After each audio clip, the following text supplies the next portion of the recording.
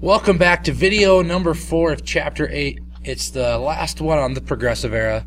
I know it's bittersweet, but it's time that we move on to World War I. So this will be the last video for Chapter 8, and as always, started off with a little bit of a story. So last night, you guys know I'm a big history buff, history nerd, whatever you want to call it, nerd, just say that behind my back. But I was trying to figure out what's the best thing about Switzerland, and I was doing research, and I really couldn't narrow it down to just one thing.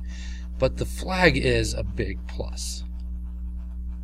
So if you don't know what that means, look at Switzerland's flag, and as always, I'm sure you're just laughing so hard that you have to pause the video. You're going to miss some of the notes. But anyways, now we'll get into William Howard Taft. So Roosevelt comes to the end of his term, and he could have run again. He probably would have won, but he wants to step down. He wants someone else to kind of take over a lot of the initiatives and a lot of the plans that he had come up with. So he is going to pick William Howard Taft. And it wasn't just like he picked William Howard Taft and he automatically wins the presidency. He still had to go through the whole direct primary. He still had to run for an election. But he wins very, very easily. And William Jennings Bryan, the person that he is going to run against, is going to lose a third term.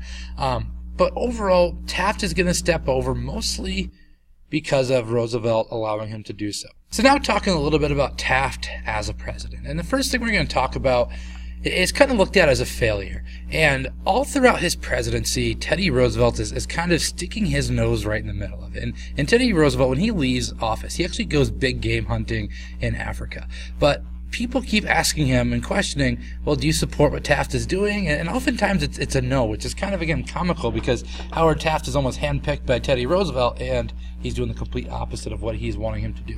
But Taft is going to attempt to lower tariffs. But ultimately what he's going to do is he fails in Congress. And the reason that it's viewed as a failure, most progressives thought tariffs should be kept as is.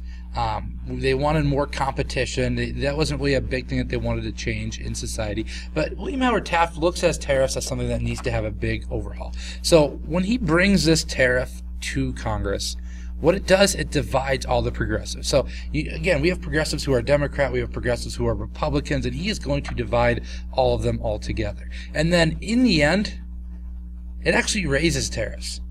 So his whole policy is he wants to lower it, he wants to reduce it, and get rid of it in certain areas.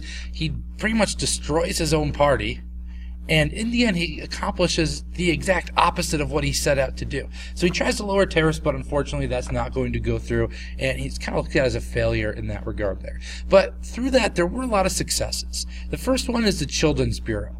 And I didn't put the definitions on here, but just pay attention to what they are. The Children's Bureau is something that's going to be started by muckrakers, and what it does is it allows a government agency to decide and research what type of law should be put in place for children in the workforce. And it's something that's still around today. Today a lot of it has switched to like adoption and foster homes and things like that. But there still are rules about how old you can be to work and things along those lines. So it's going to kind of come out from that time period. Conservation efforts are also going to surpass Roosevelt, which is kind of funny because Teddy Roosevelt is looked at as like one of the most conservation-minded presidents in all of history, but his successor is going to do much, much more than him. So conservation efforts are also going to be at all-time high. And then they also create the Bureau of Mines, which are going to help establish technology and, again, limitations on what the mine are going to be able to do. Another thing with Taft, kind of, again, a funny story, there's a rumor that he got stuck in the bathtub, which is why the Republicans are looked at as elephants, because of that kind of urban legend or that myth of Taft getting stuck in the bathtub.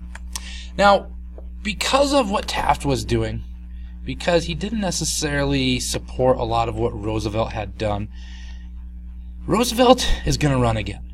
And he wants to run as a Republican. But most of the people who are high up in the Republican Party do not want to support Teddy Roosevelt. So they're going to still stick with William Howard Taft. But this is going to be a major issue.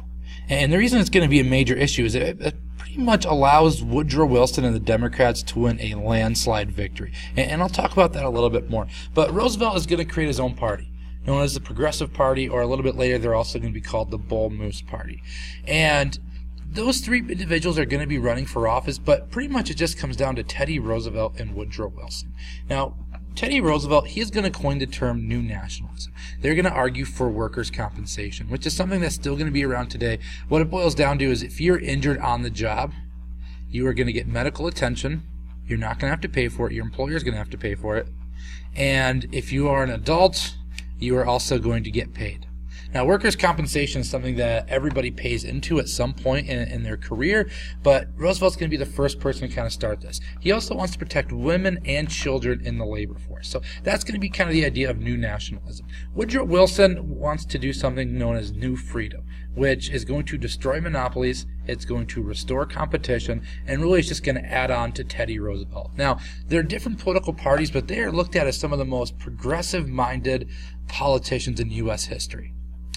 And as it says on bottom, Woodrow Wilson, he wins in a landslide. And the reason he wins so easily is looking over here at the popular vote. You have progressive Teddy Roosevelt and Republican Taft.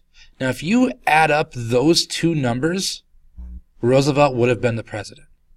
But because they both ran pretty much as Republican, it splits the vote.